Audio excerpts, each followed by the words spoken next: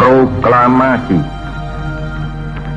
Kami, bangsa Indonesia, dengan ini menyatakan kemerdekaan Indonesia. Hal-hal yang mengenai pemindahan kekuasaan dan lain-lain diselenggarakan dengan cara saksama dan dalam tempo yang sesingkat-singkatnya. Jakarta, 17 Agustus 1945, atas nama bangsa Indonesia, Soekarno-Hatta. Proklamasi merupakan peristiwa penting dalam sejarah bangsa Indonesia. Peristiwa proklamasi merupakan tonggak lahirnya sebuah bangsa yang bernama bangsa Indonesia. Proklamasi bukanlah akhir dari sebuah perjuangan, melainkan awal dari sebuah perjalanan. Selamat pagi anak-anak yang saya banggakan, dimanapun kalian berada, semoga dalam keadaan sehat ya. Baik, untuk hari ini materi sejarah dunia kita adalah pembentukan kelengkapan negara dan respon rakyat serta daerah terhadap pembentukan pemerintahan Indonesia. Pembentukan kelengkapan negara diawali dari sidang PPKI. Seperti yang kita ketahui, PPKI mengadakan 3 kali sidang, yaitu tanggal 18, 19, dan 22 Agustus 1945.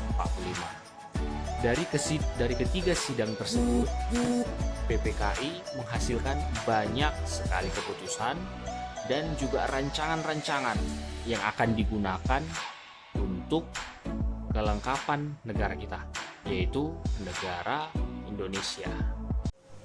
Ya, jadi untuk sidang pertama, yaitu tanggal 18 Agustus 1945, PPKI berhasil menetapkan pertama, yaitu menetapkan Undang-Undang Dasar 1945 sebagai undang-undang resmi negara Indonesia. Itu yang pertama. Yang kedua, ditetapkannya Bapak Insinyur Soekarno dan Bapak Dr. Andus Muhammad Hatta sebagai Presiden dan Wakil Presiden Negara Republik Indonesia. Yang ketiga, yaitu membentuk KNIP, Komite Nasional Indonesia Pusat.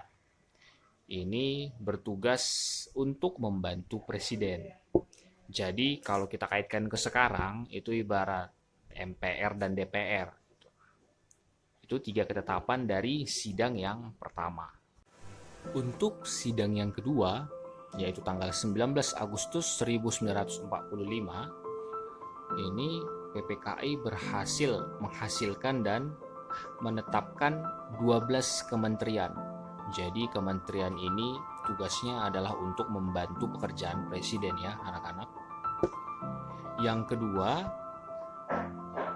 lantas membentuk atau membuat Indonesia membagi menjadi 8 provinsi. Jadi Indonesia awalnya 8, berkembang sampai sekarang. Jadi 8 provinsi itu Provinsi Sumatera, Jawa Barat, Jawa Tengah, Jawa Timur, Sunda Kecil, Maluku, Sulawesi, dan Kalimantan. Yang ketiga, yaitu menghasilkan ketetapan untuk membentuk BKR, yaitu Badan Keamanan Rakyat. Sebenarnya BKR ini terdiri dari anggota PETA, EHO, Kebodan, dan lain-lain.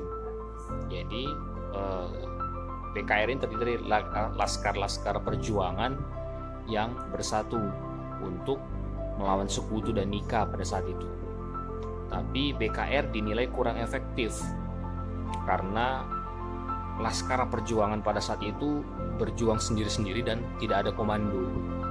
Lantas dari situ diajukan usulan untuk membentuk TKR, yaitu Tentara Keamanan Rakyat, yang menjadi cikal bakal Tentara Nasional Indonesia yang sekarang ini. Itu dia. Dan untuk selanjutnya, alat kelengkapan negara yang dibentuk adalah partai politik. Sebenarnya awal kita merdeka, partai politik itu ditetapkan hanya satu, yaitu Partai Nasional Indonesia. Namun ada usulan kembali menjadi 8 partai.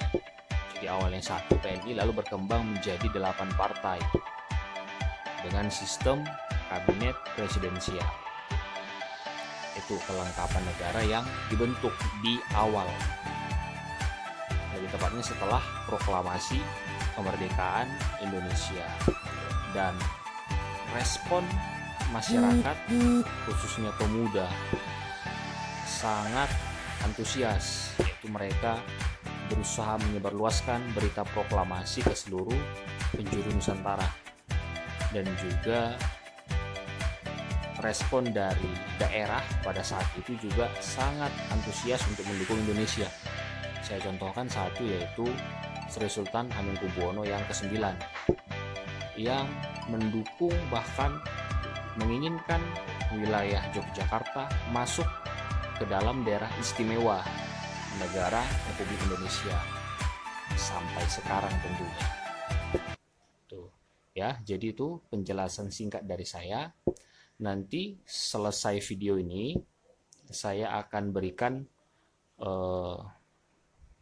materi dalam bentuk PowerPoint. Sebenarnya yang kita bahas ini tapi secara lebih rinci. Nanti siap ini kalian buka PowerPoint, kalian catat, kalian pahami materi. Baik, demikianlah video pembelajaran pada hari ini. Semoga kita semua dalam keadaan sehat dan persiapkan dirimu untuk mengikuti ujian semester tanggal 2 Juni. Demikian yang dapat saya sampaikan. Selamat pagi dan terima kasih.